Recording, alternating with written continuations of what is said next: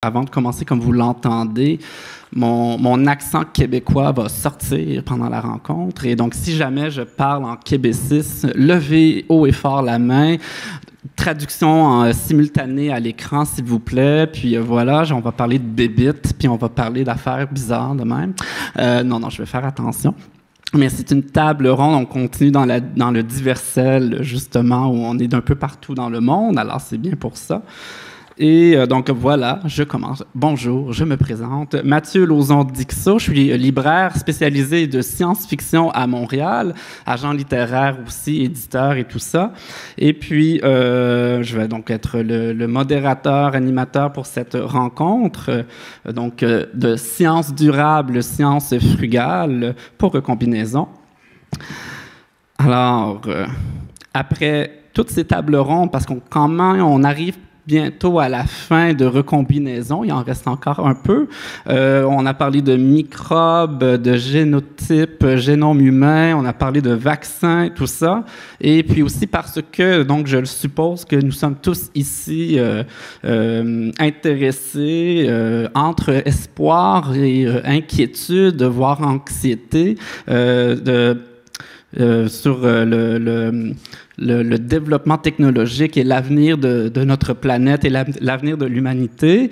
On voit que le développement technologique, et on est conscient de ça en ce moment entre nous déjà, il est mis sous tension en ce moment, entre le besoin, voire l'obligation de faire mieux, ce qui voudrait dire potentiellement de faire plus et de faire nouveau, et la possibilité de faire mieux, encore une fois, qui là voudrait dire faire avec ce qu'on a déjà, avec ce qu'on a déjà acquis comme connaissance et qu'on n'a pas encore bien utilisé au meilleur de son potentiel.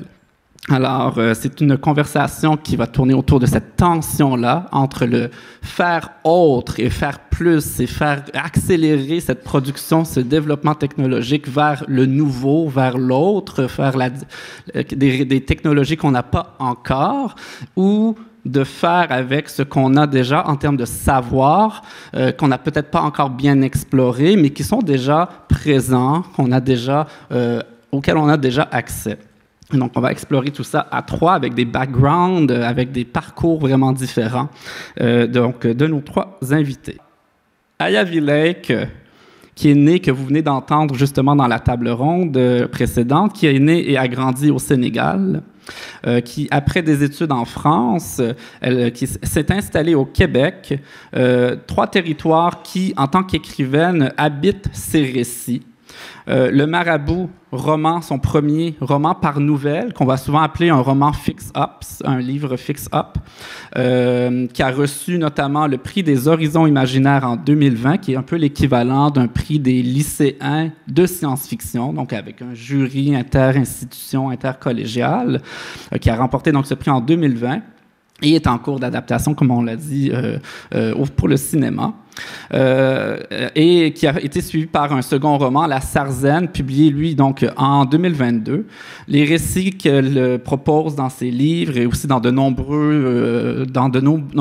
nouvelles, dans des anthologies, des collectifs, etc., ils sont empreints de ce qu'on appelle des fois le réalisme magique, et il explore, entre autres, le thème de la filiation, de la transmission, qu'elle soit littéraire, familiale, identitaire, et donc à travers ces trois territoires, donc du Sénégal au Québec à la France et même ailleurs.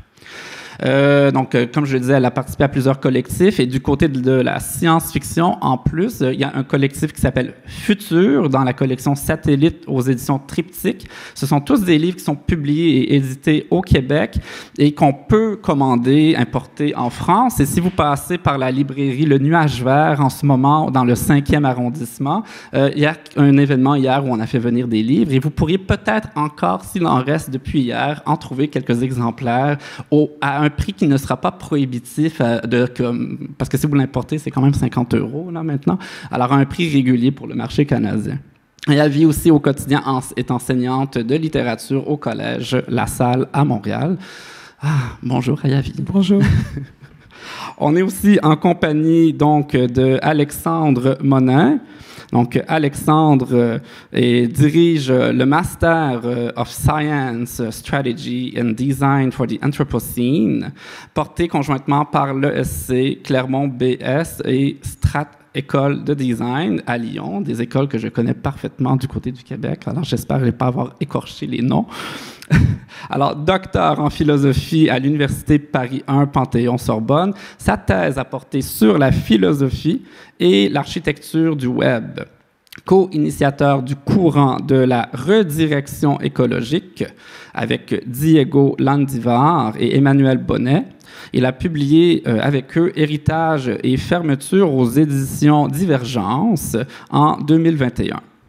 Il a édité Écologie du smartphone avec Laurence Allard et Nicolas Nova aux éditions Bordelot en 2022. Et plus récemment, il a publié Politiser le renoncement, toujours aux éditions Divergence, donc assez récemment, en avril 2023. Et une majeure sur les communs négatifs dans la revue Multitude, donc le numéro 93 en hiver 2023. Donc, bonjour Alexandre. Hichem Benassine, qui est membre du Pasteur Network depuis quelques temps, donc ça fait pas très longtemps, assez récemment. Une mission donc qu'il a, et sa mission là est de coordonner la mise en place et l'animation d'une plateforme de partage de connaissances pour renforcer les interactions entre les membres du Pasteur Network. Avant cela, Hichem, on te voyait comme tu étais responsable de l'unité spécialisée communication, sciences et société de l'Institut Pasteur de Tunis, et là donc on a vu la création de la première boutique des sciences, donc des concepts, tout ça dont on va discuter aussi pendant la rencontre en Afrique du Nord. Il s'agit donc, pour ceux qui sont déjà curieux, d'un dispositif qui permet de développer des projets de recherche participatifs, donc avec les gens, les citoyens impliqués, hein, mettant donc en lien le monde de la recherche et la société civile. Bonjour, Hichem. Merci.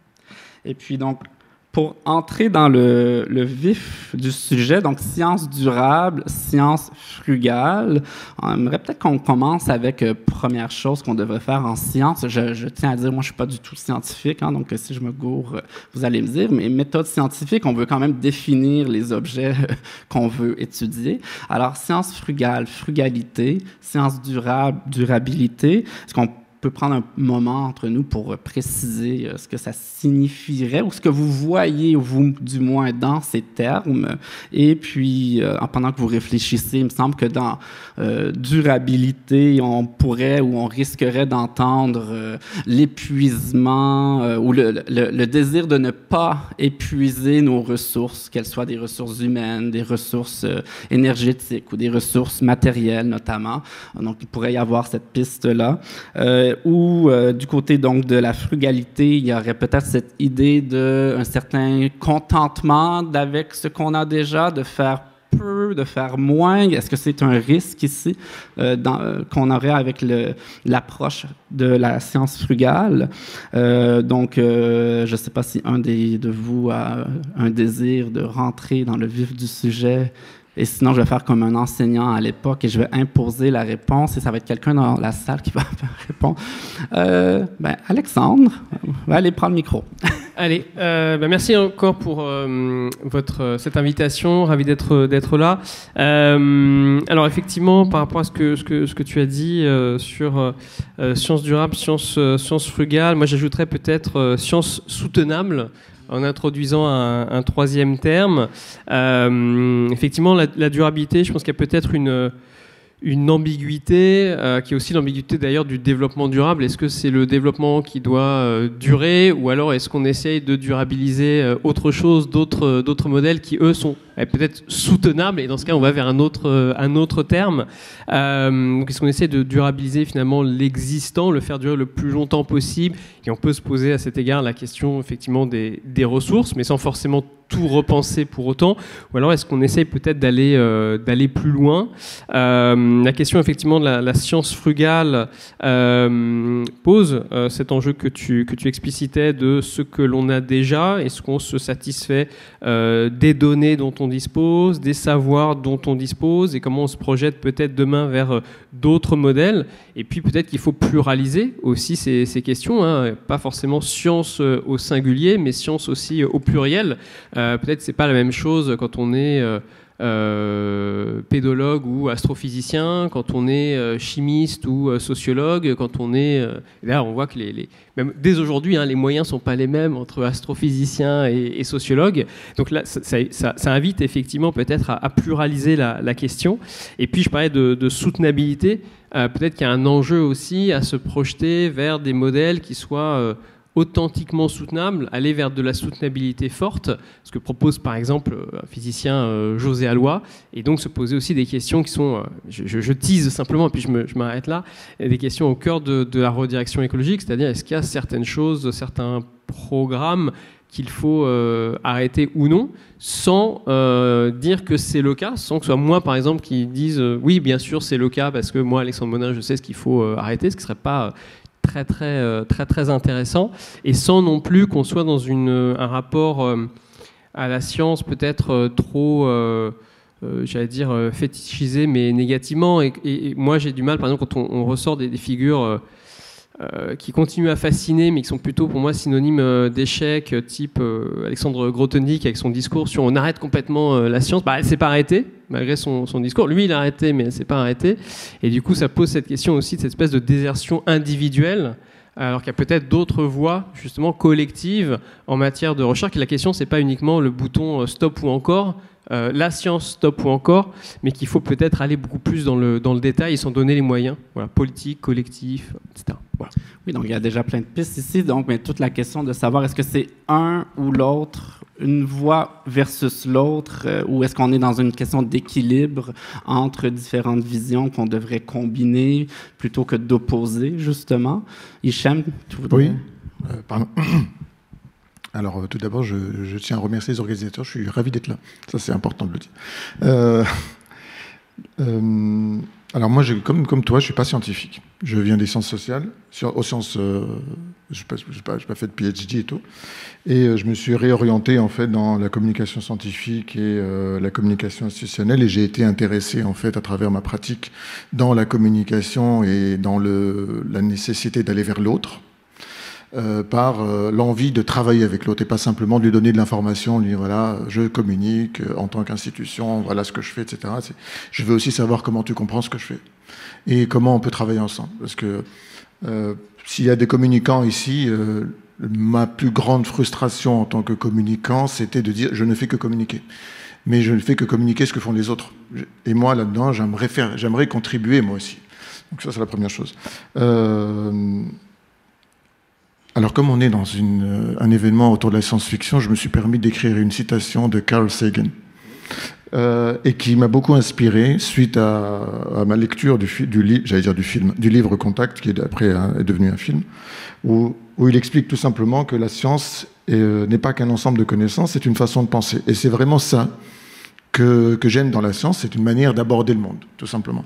Et donc, quand j'ai... appris à considérer la science comme une manière de fonctionner, une manière de penser, j'ai eu envie de me dire que ça pouvait être quelque chose que je pouvais aborder dans ma pratique de tous les jours, et puis considérer que la science puisse apporter des solutions qui puissent être, et là je vais ajouter un autre mot, parce que tu disais soutenable, Alexandre, mais je vais ajouter pérenne, et faire en sorte qu'on ne soit pas que dans le one-shot, ou dans la science qui est au service de la recherche, où en fait on fait des projets, où on fait avancer certaines choses qui vont se faire sur une fois, et puis qu'ensuite on ne va pas faire, on va pas maintenir. Voilà, faire rectifier, exactement. Je voulais juste revenir 2 secondes sur la science frugale, parce que ça me parle beaucoup, venant... Et c'est pour ça que c'est important, je pense qu'on est tous des backgrounds différents, mais aussi des positions géographiques différentes. Tout à l'heure, Fanny parlait de Fanny Monboisse, du fait qu'elle était au Chili et qu'elle avait du mal à avoir les réactifs. Je viens d'un pays qu'on appelle LMIC, donc Low Middle Income Country, donc plutôt pas en voie de développement, pour dire ça de manière positive. Et justement, c'est le système D est la norme. Donc, la science frugale par défaut, nous a été imposé, on va dire ça, et on fait avec ce qu'on a. Donc, ça m'a beaucoup appris à me dire, on fait avec ce qu'on a. Et donc, ce qui est intéressant avec ce qu'on a, c'est que l'innovation, ou plus le progrès, c'est de créer du lien entre les gens.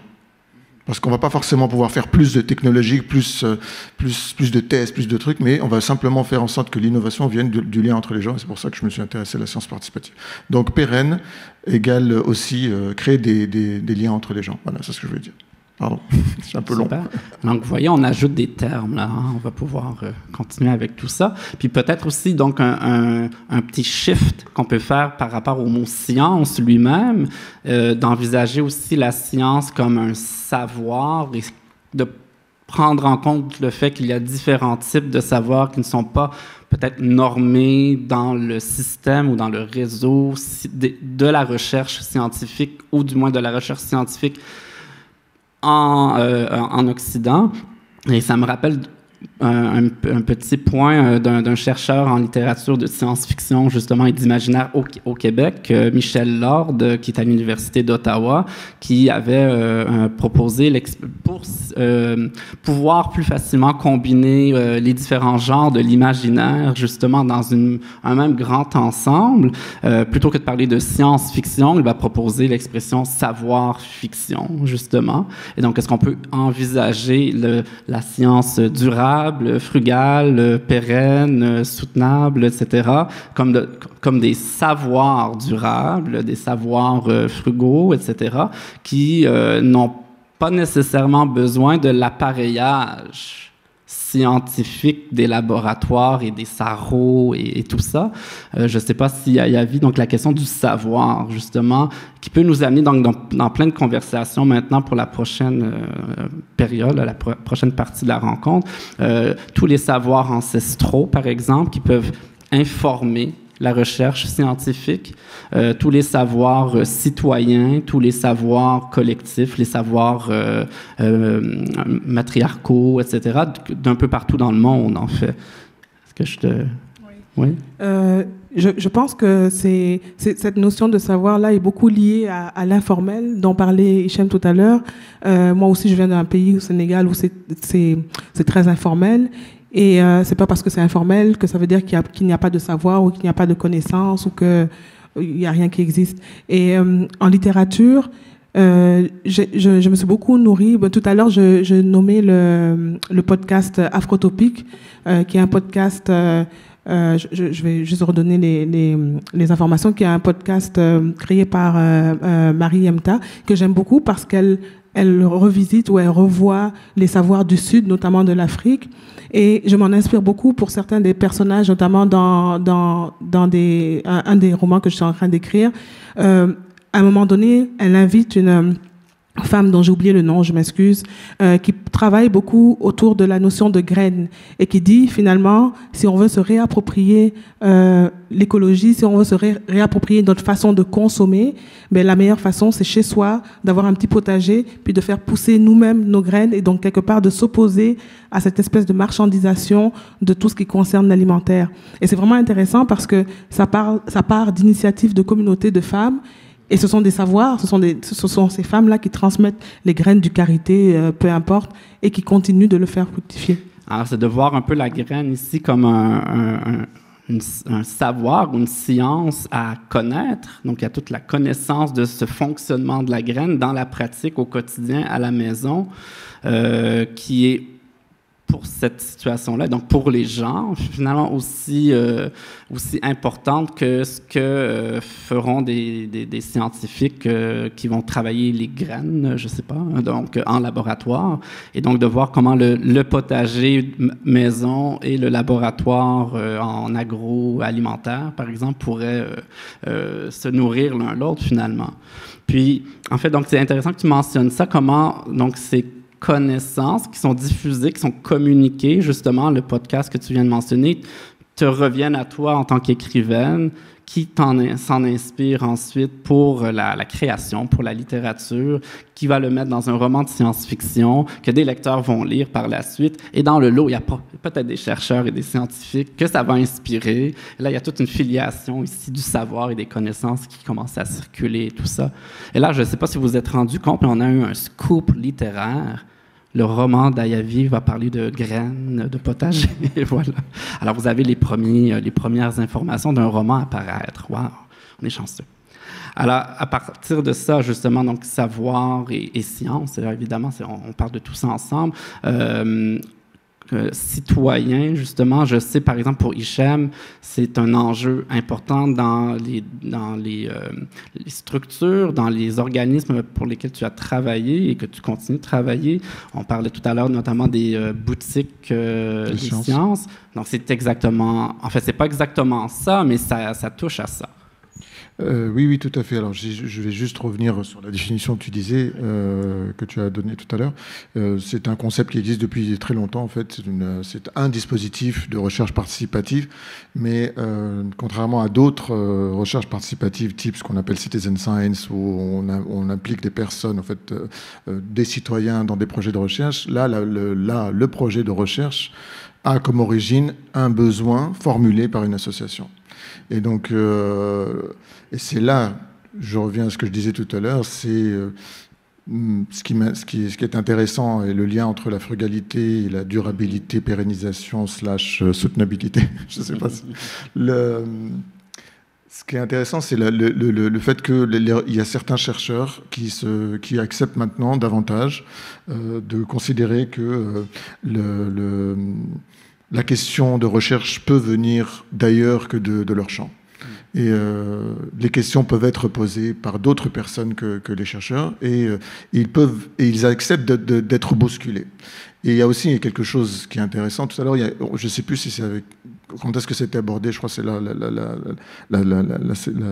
table ronde précédente autour de la relation au temps. Ça nécessite aussi, peut-être que c'est le mot durable aussi revient là, d'accepter que la question vienne d'ailleurs, de devoir la reformuler, de devoir intégrer d'autres acteurs, etc. Ça nécessite un autre temps, un autre rapport au temps, et aussi de se dire que peut-être que les résultats qu'on va obtenir à terme puissent servir plus longtemps. Voilà. J'ai une question en parenthèse avant d'avancer par rapport au temps qui serait donc différent ici si on passe dans une structure citoyenne aussi où on implique la société civile et pas uniquement le réseau scientifique. Est-ce que le temps accéléré, la rapidité du temps dans la science est-elle inhérente à la science elle-même ou est-ce qu'elle est ajoutée graduellement parce que la science est maintenant où le milieu de la science est maintenant et aujourd'hui pris dans ce qu'on va appeler très rapidement le néolibéralisme et le capitalisme mondial. Est-ce que c'est ça qui provoque l'accélération du temps dans la science?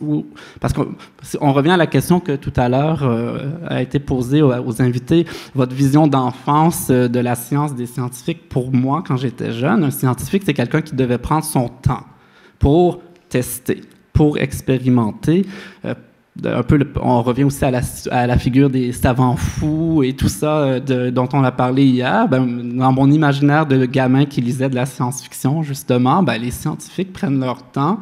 Ils ont vécu aussi parfois longtemps, donc ils ne sont pas toujours très jeunes. Ils ont vécu, ils ont beaucoup d'expérience et ils prennent leur temps pour les mettre en pratique. Est-ce que la science aujourd'hui est devenue un milieu où la rapidité est imposée par des conditions marchandes ou ça fait partie de la recherche scientifique à la base de devoir se dépêcher, de devoir aller rapidement?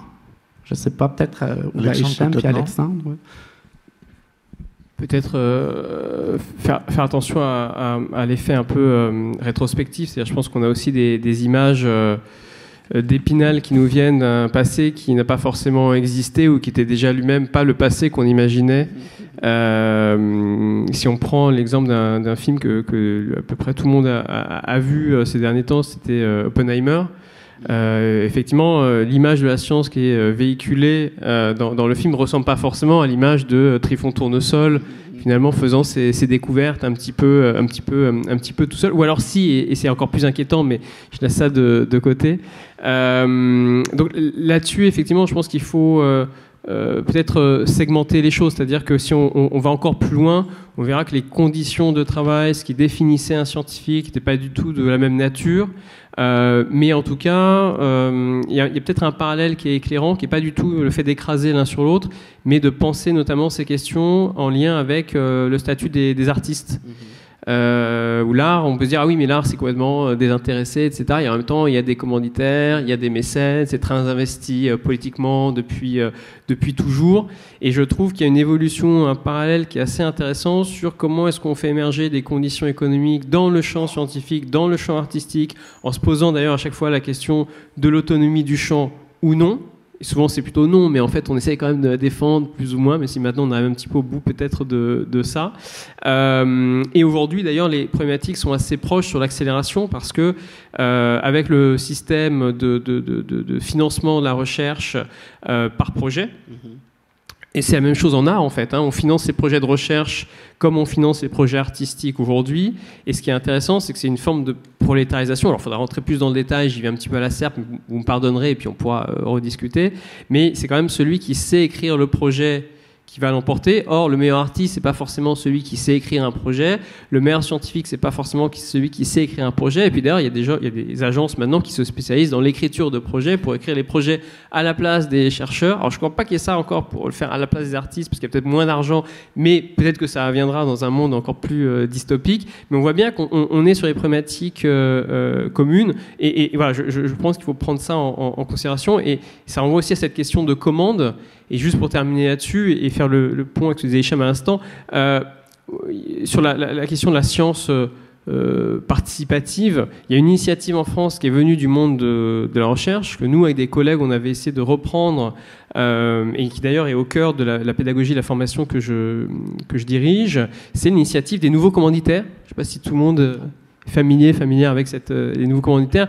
Les nouveaux commanditaires, c'est une initiative de recherche dans le monde de l'art contemporain qui a émergé il y a 30-40 ans. C'est François Hers qui travaillait à la Datar, la mission photographique de la Datar à l'époque, des artistes conceptuels. Et puis il avait fait une espèce de... Je vais très vite, il avait fait une espèce... d'orgie comme ça, c'était son œuvre d'art pendant 5 jours, puis les gens participaient à cette orgie comme ça, puis tout d'un coup il a dit l'œuvre est finie. Les gens ils sont en pleine orgie, vous leur dites l'œuvre est finie, en fait ils comprennent pas forcément ce qui se passe. Comment ça l'œuvre est finie, non, on est en train de s'amuser, etc. Tu nous dis que c'est fini, ça n'a aucun sens. Et là ça l'a interrogé et il s'est dit il y a peut-être un enjeu aujourd'hui à ce qu'on repense les rapports entre science et société, en considérant qu'on avait épuisé toutes les formes, en considérant qu'en même temps il y avait une coupure, une grande partie de la société par rapport à l'art moderne et ou / contemporain, et qu'il fallait arriver à les associer. Et donc lui il a imaginé justement un système de commande où des acteurs, une association des charcutiers, des colombophiles dans le Nord, un village quelconque, etc., une école en Bretagne, passe commande d'une œuvre d'art parce qu'il y a un problème, un trouble, et il y a un artiste qui va venir peut-être contribuer à transformer la situation. Et cette manière de repenser la commande d'une façon non servile, justement, elle peut être assez inspirante. Nous, elle nous a inspiré dans le champ scientifique en disant il y a peut-être un enjeu à ce qu'on réancre un besoin en matière de recherche qui vient d'un problème qui se pose, qui demande en même temps un travail de recherche qui ne va pas permettre d'être traité via les appels à projets classiques, qui va demander peut-être d'autres conditions de financement, d'autres modalités, d'autres relations entre le public et les chercheurs, chercheuses, et parfois des modalités de co-enquête, et on va pouvoir comme ça envisager de travailler ensemble, mais autrement. Donc c'est intéressant qu'il y ait eu cette convergence entre des projets artistiques et des projets scientifiques, parce qu'à chaque fois on se posait la question finalement des conditions matérielles de travail, des conditions institutionnelles du travail, et que ça amenait à des conclusions finalement relativement proches. Mais encore une fois, ce sont des conditions du travail qui sont nées, du moins pour le milieu artistique. Ça, je peux dire, je suis agent littéraire. Donc, c'est justement moi qui dois faire le lien, la membrane de tout à l'heure, là, entre l'entreprise éditoriale et les artistes que je représente, qui, eux, ont un rythme qui n'est pas le même rythme que celui de l'entreprise, dont on parlait tout à l'heure, justement, qui vont prendre, on espère, le temps de réfléchir et de créer et de réécrire, etc., etc. Et d'un autre côté, on a l'éditeur, petite maison ou gros conglomérat qui attend à date fixe et bientôt le manuscrit pour pouvoir le travailler et ensuite le mettre en marché parce qu'on a un calendrier de production à faire. Donc voilà. Donc oui, il y a des agences du côté artistique qui s'occupent de ça. Et bien, mais justement, du côté artistique, ça aussi, c'est un problème quand au final, l'artiste finit par ressentir cette pression du temps qui file, qu'il faut produire et remettre une œuvre, finalement, un peu comme un scientifique doit remettre sa recherche et les résultats de sa recherche, etc. Ouais. Tu peux prendre le micro. Je ne vais pas parler trop, mais il peut y avoir aussi une pression inverse des artistes quand on leur dit, bon, on vous laisse le temps, et maintenant créez. Et en fait, la pression, elle peut être énorme dans ces conditions. Je me souviens d'un ami sociologue qui avait fait une résidence d'artistes, et lui c'était de recherche, mais au Château Solitude en Allemagne, le Schloss Solitude. Et en fait, ils voyaient des artistes, on leur dit, là on vous met les meilleures conditions possibles, on vous enlève tout tracas, on prend en charge votre quotidien, c'est génial, donc vous êtes complètement libre de créer. Et en fait, derrière, il y avait une attente énorme avec un poids. Maintenant qu'on vous a enlevé toutes les conditions matérielles et machin, vous n'avez plus aucune excuse pour ne pas créer un chef-d'œuvre. Ce qui est aussi une manière de mettre la pression sur l'artiste. Mais j'avoue que je préfère cette pression-là. Ah oui, hein, tu vois, c'est bon. Mais c'est intéressant parce que on revient à la question du début, c'est cette question d'équilibre justement entre durabilité, frugalité, pérennité, tout ça. On a donc un peu besoin on a besoin du meilleur de chacune de ces visions-là pour pouvoir créer, pouvoir tester, rechercher, tout ça.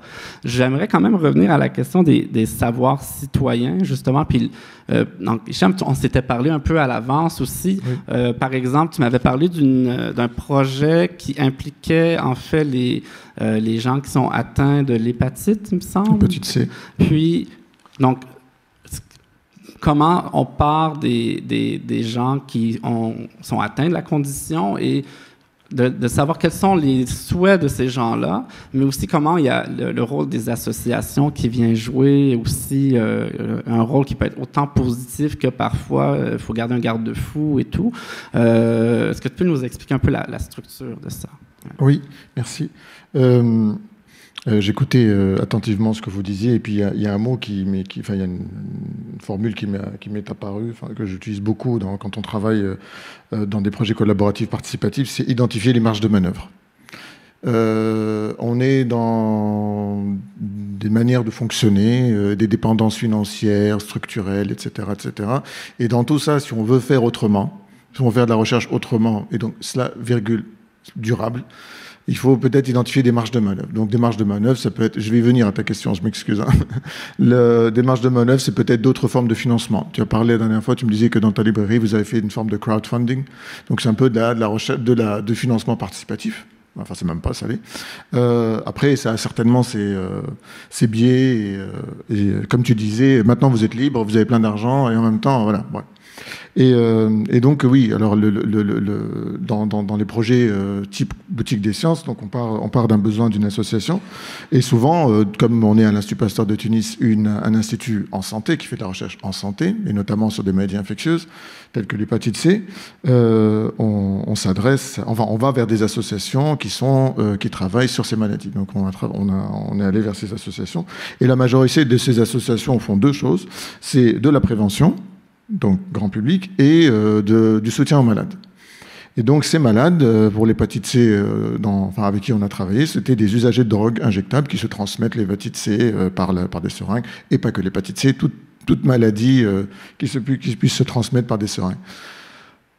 Donc l'intérêt en fait de travailler avec eux, pour nous, ça a été pour la première fois d'avoir accès à cette population, parce que cette population, elle est incriminée dans notre pays. Si tu te drogues, tu vas en prison, simple. Donc ces gens-là ne vont pas à l'hôpital, ils vont voir des associations. Donc les structures classiques de recherche santé publique, telles que l'Institut Pasteur de Tunis, ne va pas vers les associations, on va vers les hôpitaux. Sauf que ces gens-là ne vont pas dans les hôpitaux. Il s'avère que dans notre pays, c'est le principal vecteur de l'hépatite C. Donc on rate complètement en fait une vraie analyse de cette maladie.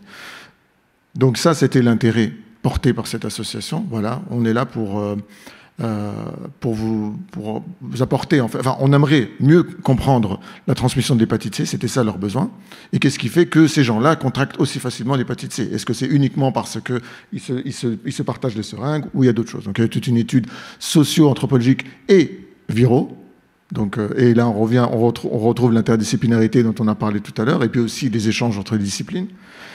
Mais pour revenir au biais, tout ça, c'est génial, mais à côté de ça, on a une association, et c'est pour ça que c'est important de le dire, une association qui dit « Oui, mais ça, c'est mes patients. Ils m'appartiennent. » Donc, on a essayé d'aller plus loin avec ces patients-là, et l'association voulait contrôler, parce qu'elle s'est donné comme mission de protéger ces gens-là, sauf que parfois, elle les protégeait comme si elle avait une forme de possession, en fait, de l'objet. Ils en avaient fait un objet, et d'ailleurs, très souvent, c'est le problème qu'on a, et là, on revient à l'éthique. Le problème qu'on a, c'est qu'on fait de patients des objets. On oublie aussi qu'ils sont malades, parfois, etc. Et ça, c'est parfois le problème de la recherche. Quand moi, je discute beaucoup avec les chercheurs en viro, notamment, pour eux, un patient, c'est un prélèvement. Voilà.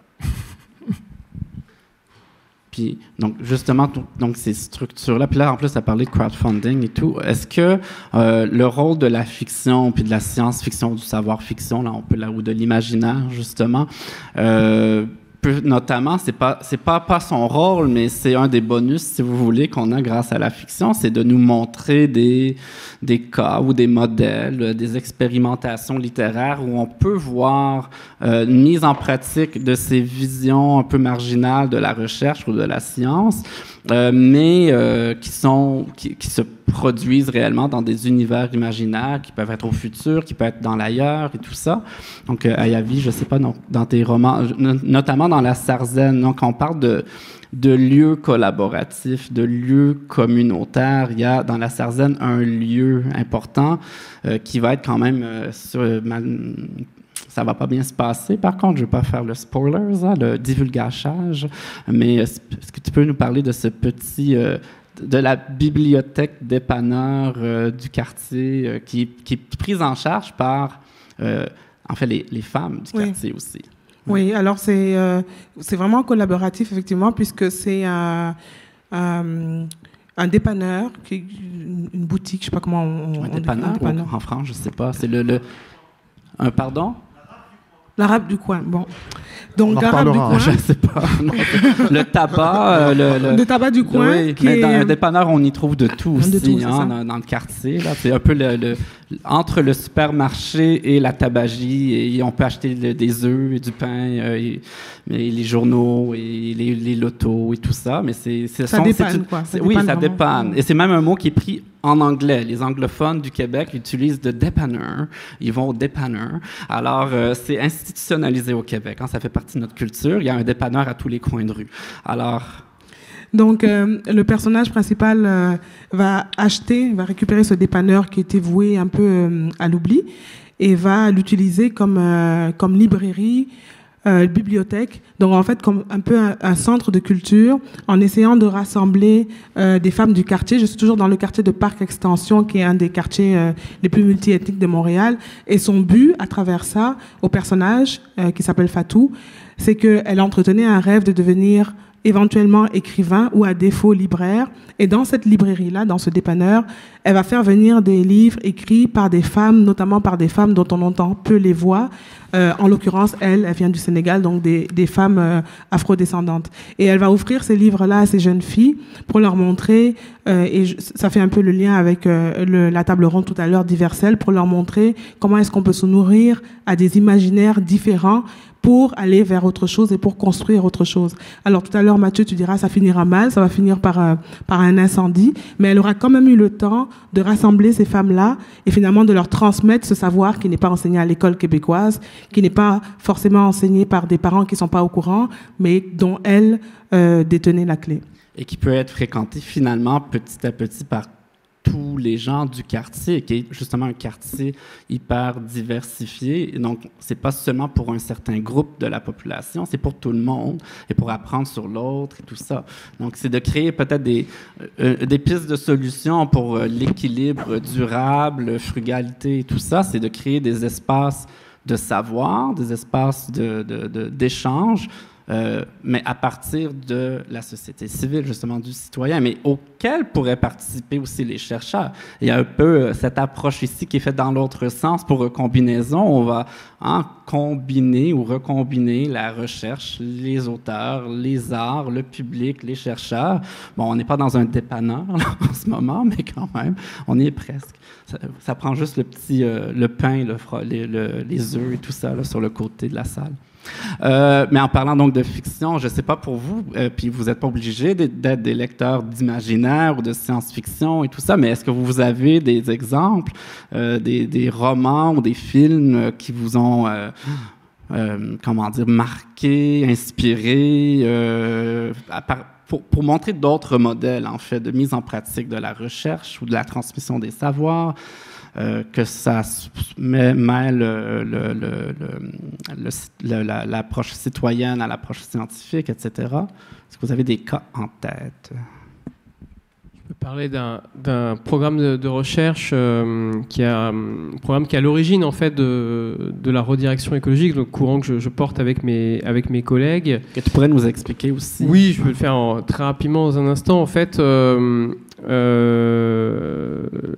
avec un collègue d'abord, Diego Landivar, et puis un deuxième collègue ensuite, Emmanuel Bonnet, on a développé un programme de recherche autour des questions de fermeture, d'arrêt, de renoncement, de démantèlement, etc., etc. Et comment on peut mettre ces questions à l'agenda, les travailler, et ce, un petit peu dans tous les domaines. Comment on pose ces questions, ne serait-ce que les poser. Et en fait, initialement, pour travailler sur ces questions-là, parce qu'il n'y avait pas de... mais vous verrez qu'il y en a maintenant. Il n'y avait pas de projet ANR sur comment on arrête telle activité ou telle autre, etc. L'innovation, c'est une chose, la maintenance, la réparation, c'en est une autre, la maintenance, encore une autre. Mais par contre, la fermeture, c'est pas vraiment central et à l'agenda de nos disciplines. En tout cas, on pense pas à les choses sous cet angle-là, alors qu'on pourrait tout à fait, en tant que, par exemple, que chercheur ou chercheuse, se poser la question de ce qu'il ne faut pas faire. Et d'ailleurs, ça renvoie à la question des résultats négatifs, qui est un point que je développais un peu dans mon dernier livre. Hein, mais il y a des journaux, par exemple, pour publier des résultats négatifs, qui peuvent être d'excellents résultats, mais qui ne sont pas les résultats qui sont valorisés. Par exemple, dans une thèse, si vous avez 3 résultats négatifs importants et un pauvre résultat positif, alors je ne sais pas comment c'est maintenant et dans toutes les disciplines, mais vous avez plutôt publié votre thèse sur le résultat positif et laisser les 3 résultats négatifs de côté, ce qui n'a peut-être aucun sens, en fait, par ailleurs. Bon. Et en fait, pour poser ces questions-là, avant de pouvoir les poser vraiment sérieusement dans la société, mais c'était une manière de les poser sérieusement, on est passé par la fiction, d'une certaine manière. Je ne dis pas le fictif, mais la fiction en expliquant qu'au regard de la situation dans laquelle on était, il fallait déjà se poser ces questions de fermeture, d'arrêt, qui semblaient un peu absurdes à l'époque parce qu'on n'avait pas l'habitude de les entendre, mais qui n'étaient pas absurdes sur le fond, mais qui étaient absurdes un peu à l'oreille, finalement, qui résonnaient de manière un peu absurde. Et je me rappelle d'une anecdote, on avait fait une présentation avec mon collègue donc, Diego Landivar à l'occasion d'un événement très French Tech, donc sur voilà, la technologie numérique française mise en valeur, mise en avant, espèce de grand-messe comme ça dédiée à Lyon, et j'ai plus le nom de l'événement, mais peu importe, c'était en 2018. Et en fait, on a fait notre présentation pendant, je dirais, 1 heure, et puis il y a des gens qui sont venus nous voir à la fin, et c'était vraiment super, mais au milieu de la présentation, je me suis dit, ils vont s'arrêter et dire, mais en fait, non, c'est une blague. Mais vous avez été jusqu'au bout, en disant c'est pas une blague. Et en fait, je dis souvent, on était un peu les anti-yes men. Vous savez, les yes men, c'est artistes américains qui font comme ça des... comment on traduirait pranks? Comment on dit pranks en québécois? Un bon prank. Non, ah bah voilà. Voilà. Des gags, des pièges. Là, Canular, voilà. Bon, un canular. Un canular. Donc ils font des canulars et en fait ils piègent différents acteurs, notamment des acteurs institutionnels,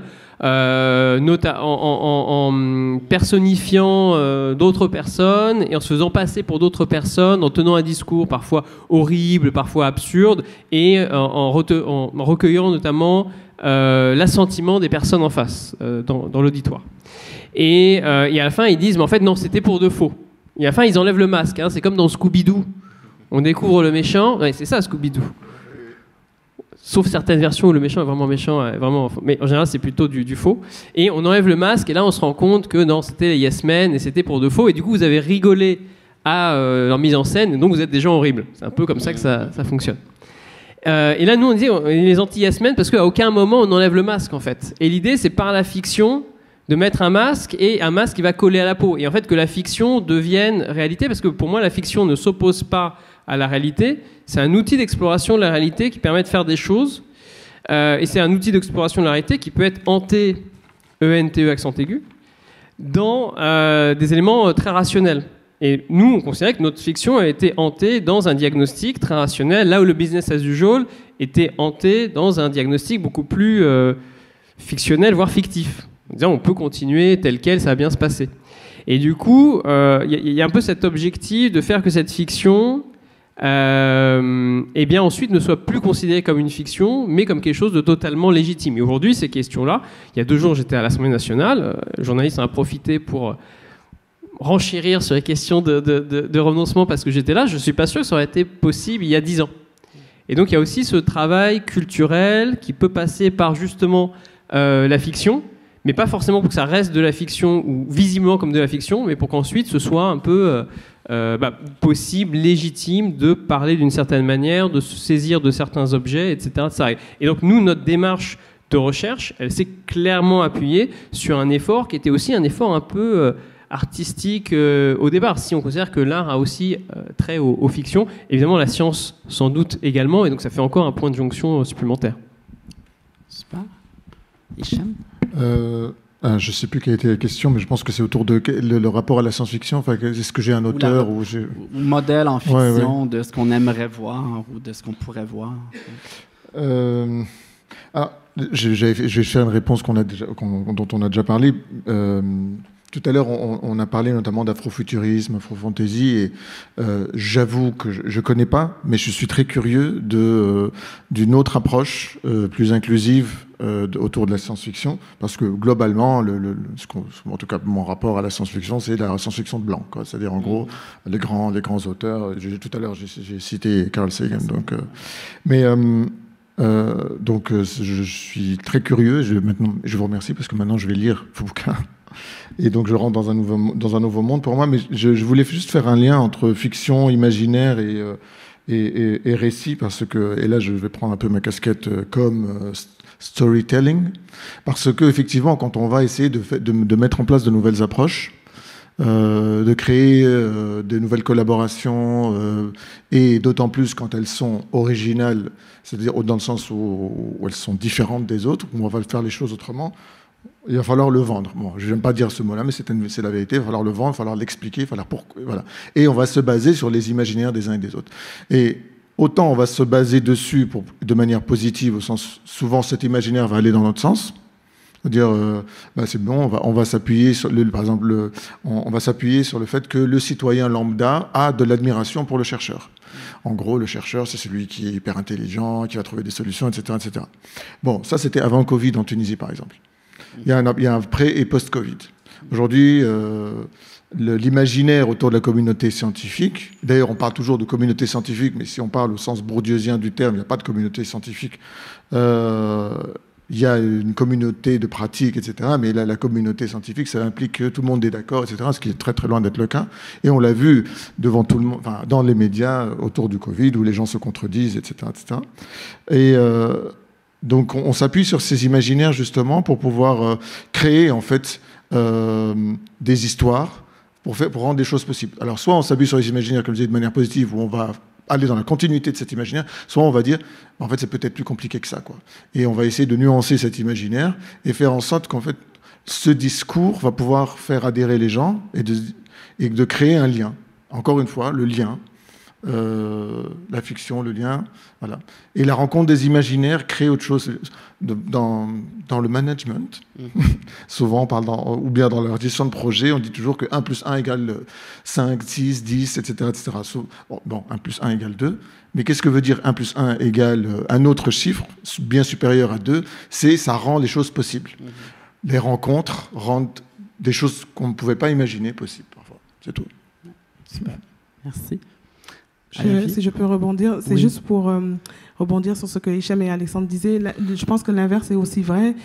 Si je prends par exemple dans La Sarzen, quand le personnage principal, donc Fatou, entraîne sa fille, puis elles vont se promener dans le parc extension, elles vont faire ce qu'elles appellent des randonnées toponymiques. Puis leur but, c'est de partir des noms des rues, des noms de parcs, puis d'essayer de comprendre à quel point la communauté afrodescendante est absente de ces noms de rues, de ces noms de parcs, à quel point c'est comme si elle avait été effacée de l'histoire.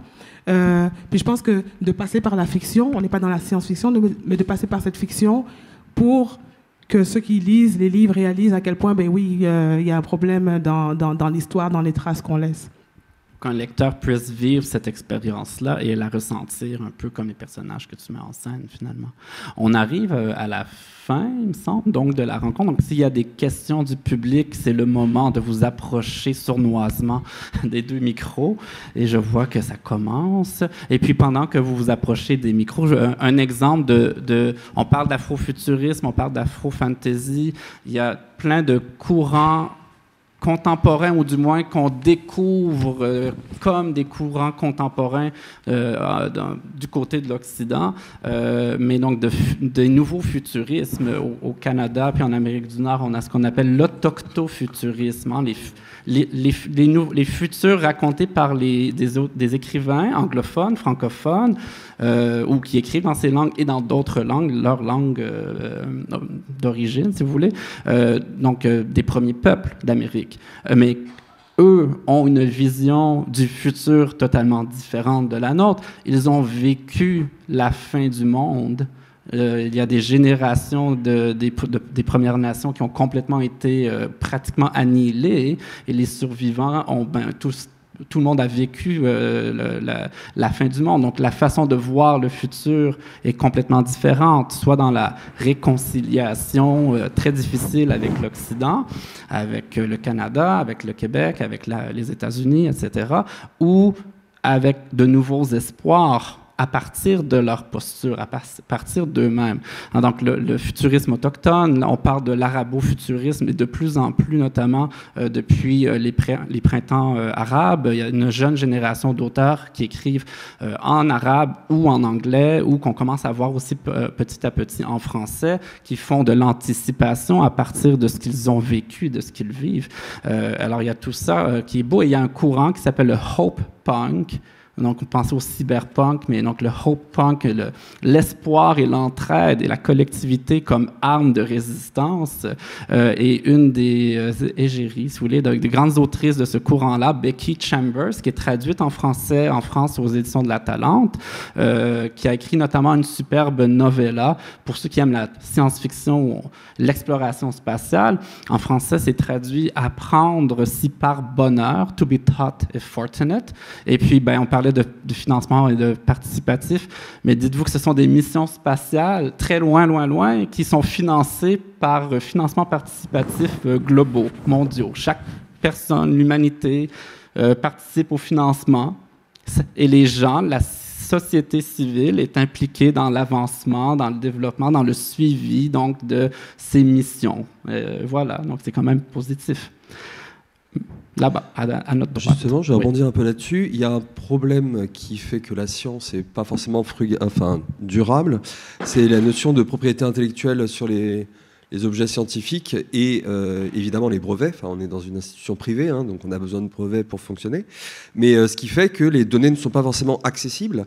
Et pour revenir sur l'imaginaire et qu'est-ce qu'on pourrait faire de nos données, mettre les données systématiquement en open access pour que ça puisse être réanalysé, pour vérifier qu'on n'a pas fait des bêtises, mais aussi pour qu'on puisse se poser d'autres questions sur une manip qui a déjà été faite. Parce que de nos jours, en tout cas en biologie, on fait des manips de plus en plus compliquées pour des questions qui sont parfois assez simples. Donc on a énormément de données qui sont passées à la trappe. Et donc jusqu'où un peu le recyclage de nos résultats et l'analyse plus à fond de ces résultats serait pas une façon d'avoir une science durable, et en quoi ça s'oppose pas malheureusement à la notion de propriété intellectuelle et de brevet. Merci, bonne question. J'ai vu Alexandre lever la main. Si ça vous embête pas. Oui, alors c'est une question très, très intéressante. Merci beaucoup de la poser. Je dirais, je répondrai en 3 points, mais rapides. Effectivement, la question de savoir si on a, par exemple, j'entendais en tout cas quelque chose sous-jacent dans cette interrogation, savoir si on a assez de données dans certains secteurs. Je sais que c'est une question qui se pose. Certains secteurs considèrent qu'ils ont déjà assez de données, qu'il n'y a pas forcément besoin d'aller en chercher d'autres, et que déjà exploiter les données existantes serait quelque chose d'intéressant. Donc il commence en tout cas à y avoir ce type de réflexion. Je ne dis pas que c'est le cas ou non, mais qu'en tout cas ce type de réflexion émerge. Juste pour faire le lien aussi avec ce que je disais tout à l'heure sur, on parlait pas il y a 10 ans de fermeture, etc., etc. Aujourd'hui, il y a des financements pour des projets qui se posent la question de savoir comment on hérite d'une discipline. Par exemple, les chercheurs en neurosciences de l'université Aix-Marseille, à MU, ont fait financer collectivement un projet de recherche sur les neurosciences à l'heure de l'Anthropocène, en se posant la question comment on hérite, quel inventaire on fait de la discipline, et qu'est-ce qu'on imagine que seraient les neurosciences de demain à l'aune de questions de soutenabilité, à l'aune de questions politiques, à l'aune de tout un ensemble de choses. On a un étudiant qui y contribue. Je pense qu'il y a 10 ans, on n'aurait pas pu faire financer un projet comme celui-ci, par exemple. Je suis assez fier parce qu'il est inspiré par nos travaux, donc ça montre que ça essaime, et en fait, ce travail finalement fictionnel devient de plus en plus effectif, si on peut dire. Et puis le dernier point, pour répondre plus directement, alors, c'est une question compliquée parce que, d'un autre côté, la partie open source ou science ouverte, etc., ne démontre pas forcément qu'elle s'oppose au tout venant de la recherche actuelle, tout venant visant à développer des formes d'innovation marchande, rester dans une forme de guerre économique généralisée, et d'alimenter comme ça un petit peu la machine à innovation ou productive via l'afflux de données, et donc qui produirait mécaniquement comme ça un peu des innovations. En informatique, de ce point de vue-là, le libre et l'open source n'ont pas forcément été les remèdes à des formes de marchandisation, et les grands acteurs s'appuient sur ces dispositifs-là. Alors avec un chercheur biologiste chez INRIA Lyon, Éric Tanier, on a, avec un étudiant, Maël Thomas, mis au point une licence, ça peut vous intéresser, qui s'appelle la licence Usage Right, alors qui, elle, vise à réinvestir la propriété intellectuelle, non pas comme une finalité en soi, mais comme un dispositif existant pour poser d'autres questions derrière et proposer en fait des licences à réciprocité qui permettent aux acteurs qui ont la propriété intellectuelle, donc ça peut être par exemple les chercheurs et les chercheuses qui ont aussi la propriété sur ce qui est produit, de fixer des conditions d'usage à leurs travaux. Et de dire, par exemple, je ne veux pas, si je suis chimiste, que mon travail soit utilisé par Total ou que sais-je, ou pour nourrir l'extractivisme, etc., etc. Alors, il y a une question juridique, évidemment, qui se pose, jusqu'à quel point ça peut fonctionner, mais il y a un enjeu collectif qui est intéressant ici, c'est de réfléchir à la question de l'usage pour remonter à la question des conditions de production, qu'est-ce qu'on produit, quel type de recherche on mène, et surtout arriver à engager cette question collectivement. L'idée, c'est pas de la poser juste individuellement, mais d'arriver peut-être à produire un corpus où on se dit à l'intérieur d'un laboratoire qu'est-ce qu'on veut faire et qu'est-ce qu'on veut qu'il soit fait de nos recherches à l'intérieur d'un institut ou dans le cadre d'une discipline. On pourrait discuter entre astrophysiciens qu'est-ce qu'on veut. Est-ce qu'on veut envoyer des trucs dans l'espace, etc. On veut une autre astrophysique, et pareil pour les chimistes, mais aussi les historiens, etc., qui sont aussi des gros producteurs d'idéologie, qui pourraient se dire mais à quoi servent nos travaux, par exemple. Donc voilà, c'est l'idée d'engager aussi ce type de discussion qui me semble tout à fait urgent. Merci. Aimeriez-vous rebondir ou c'est bon? Autre, on a bien couvert la question, merci. Bonjour, merci pour la discussion. Moi, je suis chercheur en biologie moléculaire et nous, on pose des questions souvent très fondamentales. Et au début du projet, on a pas la réponse, et c'est très difficile d'envisager la durabilité, la frugalité, la pérennité des résultats, même au moment de la publication. Et ma question, c'est de savoir, est-ce que finalement on va pas délaisser un peu cette science fondamentale pour aller vers une science plus utilitariste, pour laquelle ces aspects durables et frugaux sont plus facilement prévisibles. Hicham ? Je vais juste apporter un élément, je me laisserai peut-être Alexandre qui est chercheur. Dans le projet dont j'ai parlé tout à l'heure autour de l'hépatite C, il y avait deux volets, un volet sciences sociales, on va dire, anthropo, et un volet bio. Et le volet bio avait pour objectif d'essayer de comprendre le type de souche qui circulait. Donc c'était de la science fondamentale parce que ça nous permettait de renforcer, d'avoir de nouvelles connaissances autour de cette maladie dans ce pays. Donc, et cette information, cette nouvelle connaissance permet ensuite d'élaborer de nouveaux projets de recherche. Il y a plein de projets participatifs qui se font autour de recherche fondamentale, et notamment en ligne, ou ce qu'on appelle tout ce qui est citizen science, avec des projets de recherche qui sont mis à disposition, où les citoyens peuvent collaborer pour renforcer les connaissances. Voilà. Il n'y a pas que de la recherche-action dans la recherche participative, c'est de la recherche fondamentale. Voilà, c'est ça ce que je voulais aborder. Merci. Oui, vas-y. Très, très rapidement par rapport à ça, là vous avez raison, c'est que c'est compliqué, c'est une question compliquée, c'est compliqué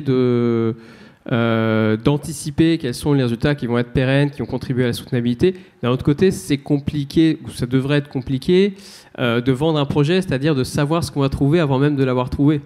Donc par définition, il y a déjà quelque chose de paradoxal dans le système de financement qui demande quand même à dire voilà ce qu'on va trouver, et donc ça mérite qu'on investisse et qu'on le trouve. Pourtant, ce paradoxe, il est résolu cas un cas finalement tous les jours. Donc si on investissait aussi cette dimension de la durabilité, de la soutenabilité, de la pérennité, qu'on imaginait les résultats peut-être comme des communs qu'il s'agit de faire perdurer, parce qu'aujourd'hui les projets de recherche, un projet NR ça va être 3 ans, c'est même durée de vie qu'une start-up. Il y a peut-être des questions à se poser. Et du côté du monde des start-up, d'ailleurs, on se dit elles vont mourir, donc est-ce qu'on ne peut pas les composter ? Est-ce que les projets de recherche aujourd'hui ils sont compostables ou est-ce qu'ils sont compostés ? J'ai pas forcément l'impression. Moi, j'avais posé la question en informatique quand j'ai travaillé chez INRIA il y a quelques années maintenant, il y a une dizaine d'années maintenant. J'avais dit mais qu'est-ce qu'on fait des résultats, des livrables ? Est-ce qu'on les pérennise ? Est-ce qu'on les traite comme des communs ? Les gens avaient ouvert des yeux grands comme ça en disant mais qu'est-ce que tu poses cette question en fait ? Ça n'a aucun sens. Donc, et un peu ce truc-là. Et juste l'autre aspect sur l'utilitarisme, tout à fait juste parce qu'effectivement on peut se dire mais avec ces questions environnementales, finalement, est-ce que ça ne va pas venir à l'encontre de la grande liberté qu'ont les chercheurs, qui est de se donner un objet, quel qu'il soit, et c'est un peu le rêve d'enfance des chercheurs, d'être très très libre, etc. Et c'est très paradoxal parce qu'on évoque cette image de liberté, c'est de la recherche, et d'autonomie, cet idéal d'autonomie, au moment où les chercheurs n'ont jamais été aussi hétéronomes. Et s'ils sont hétéronomes, c'est pas parce qu'il y a une prise en compte des enjeux environnementaux, c'est d'abord parce qu'il y a l'ANR, parce que les programmes de recherche sont cadrés selon des demandes qui ne sont pas forcément posées par les chercheurs et les chercheuses eux-mêmes et elles-mêmes. Et donc c'est évidemment au moment où on n'a jamais été aussi hétéronome qu'on se revendique de l'autonomie, et l'erreur ce serait de taper sur finalement un mouvement un peu d'écologisation des pratiques de recherche, alors que la vraie hétéronomie, elle vient quand même du système de recherche tel qu'il est aujourd'hui. Est-ce que les sciences pourraient être par exemple plus durables? Est-ce qu'à chaque fois que que ça pollue, est-ce qu'on aurait pu faire un plan B?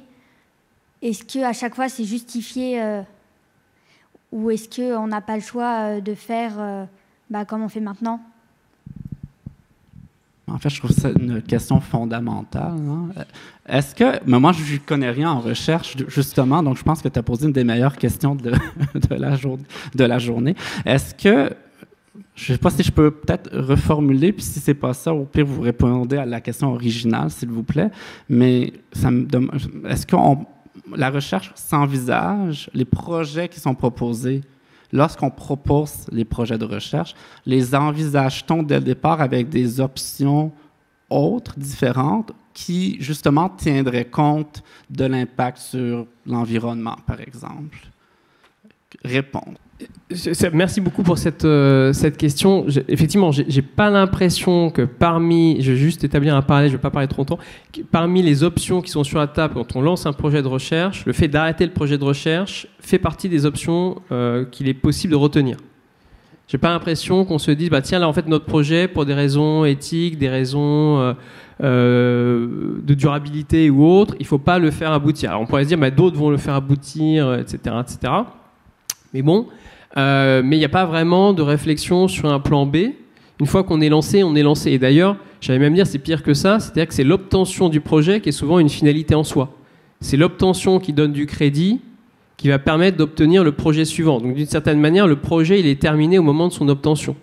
Il y a une partie du reste qui est la recherche, la vraie recherche, qui est de l'intendance, qui est devenue de l'intendance.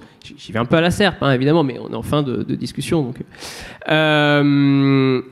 À l'inverse, moi, dans ce que je vois dans mes terrains de recherche aujourd'hui concrets auprès de collectivités ou autres, ce sont des acteurs. Là, j'ai un exemple très beau qui commence à être de plus en plus médiatisé. C'est l'exemple d'un projet avec la communauté urbaine de Caen-la-Mer. C'est un projet de 2500 habitations, un écoquartier, 2500 habitations, 12 000 hectares aménagés, etc., etc.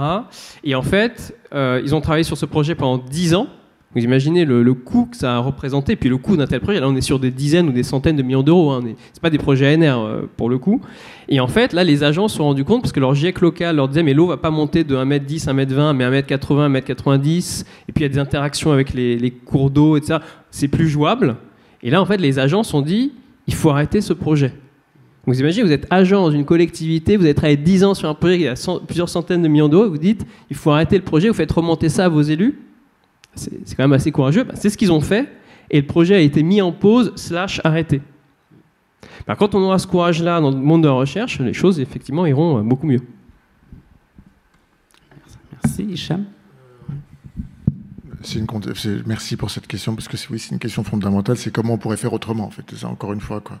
Et je reviens à l'expression marge de manœuvre, quoi. Il faut identifier les marges de manœuvre, mais j'ai parfois le sentiment quand même que ces marges de manœuvre sont vraiment petites par rapport à tout un système, quoi. Il y a un système, tu disais il y a 2 minutes, que l'objectif c'est d'avoir un projet, parce que le projet permet de faire survivre la recherche, tout simplement. Depuis tout à l'heure, on parle de projet, on parle quasiment plus de recherche, on parle de projet. Le projet, c'est par définition un temps limité avec des livrables. Et le livrable, je ne sais pas s'il a comme... je pense que si il y a des impositions, il y a des choses qui sont imposées par ce qu'on appelle le bailleur, le financeur, pour respecter telle et telle règle environnementale ou durable, ou l'open science, parce que pour moi l'open science ça fait partie de la science durable, je ne pense pas que les gens vont le faire. Je vais un peu dénoncer là où je travaille, 2 minutes. On est un réseau qui fait de la coordination entre instituts, donc avec 32 instituts dans 5 continents. On voyage tout le temps. On passe notre temps dans l'avion, et je pense qu'on peut faire autrement. Voilà. C'est pas une question, je voudrais poursuivre sur cette discussion, et merci beaucoup pour cette question très très pertinente de la jeune fille, pour apporter un élément juridique que peut-être certains d'entre vous connaissent, mais qui est assez subtil.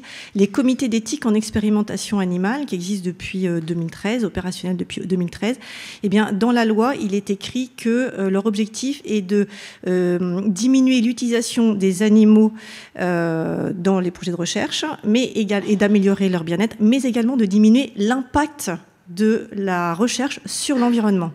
Donc ça, c'est une notion juridique qui est nouvelle, qui n'existait pas avant, donc c'est vraiment quelque chose de très pionnier, sauf que dans les faits, pour connaître le fonctionnement de plusieurs comités d'éthique, c'est absolument pas... le questionnement n'est pas du tout pris. Les chercheurs ne s'accaparent pas du tout, les comités ne s'accaparent pas ce questionnement qui est extrêmement difficile à gérer, évidemment. Mais en tout cas, c'est dans la loi. Deuxième chose, je pense que certains d'entre vous connaissent les démarches style Labo 1.5, le GDR Labo 1.5, donc avec une organisation de la communauté scientifique qui cherche à réfléchir à la diminution des impacts, donc de la recherche, les transports en particulier, mais pas que, c'est extrêmément large. Et puis un témoignage, à nouveau, nous, dans notre laboratoire, on s'est accaparé la loi ERC de 2016, ERC éviter, réduire, compenser, qui concerne la diminution de l'impact. En particulier, ça a commencé avec les travaux de grosses œuvres sur la biodiversité, en donc les évitant, les réduisant, et si on ne peut pas faire autrement, les compensant. Ça concerne des territoires réglementés, style Natura 2000, enfin voilà, des choses un petit peu précieuses. Mais nous, on s'est accaparé ça sur notre territoire, sur notre labo de recherche, puisqu'on a aussi dans le domaine de la reproduction pas mal de projets sur l'effet des perturbateurs endocriniens, d'un certain nombre de polluants sur la reproduction. Donc on pollue le sol de notre labo. Et donc on s'est accaparé cette réflexion, même si on n'est pas obligé de le faire, mais on anticipe le fait qu'on va certainement nous le demander. Finalement, c'est peut-être les contraintes juridiques qui vont faire évoluer les choses. Et donc on envisage des actions de compensation environnementale de nos projets. Voilà, c'était un témoignage. Merci. Très bien, merci. T'aimerais rebondir rapidement? Oui. Signaler qu'il y a une démarche aussi qui existe, sont les ateliers Sens qui ont été développés par Rick Tanier, que je citais tout à l'heure, et Sophie Quinton, pour les chercheurs, chercheuses qui souhaiteraient au sein de leur équipe susciter un questionnement justement sur les finalités de la recherche, un questionnement collectif sur les finalités de la recherche, que dans Labo 1.5, ce qui est très intéressant sur le bilan carbone des équipes, c'est justement en lien avec ce que tu disais sur les déplacements, on se rend compte aussi des inégalités quand il y a une personne qui représente 80% de l'impact carbone d'un labo. Il y a des questions à se poser qui ne sont pas que des questions écologiques ou environnementales. Mais voilà, qui utilise les fonds, quelles sont les inégalités, etc. Et puis j'aime bien le côté ERC, éviter, réduire, compenser, parce que quand on connaît un peu le milieu de la recherche, ERC, il y a une homonymie assez savoureuse, mais je laisse ça pour les spécialistes. Excellent. On arrive donc à la fin de notre table ronde sur la savoir et sciences frugales et sciences durables. Un grand merci à vous trois pour vos interventions précieuses et au public pour votre participation, attention et tout ça. Merci.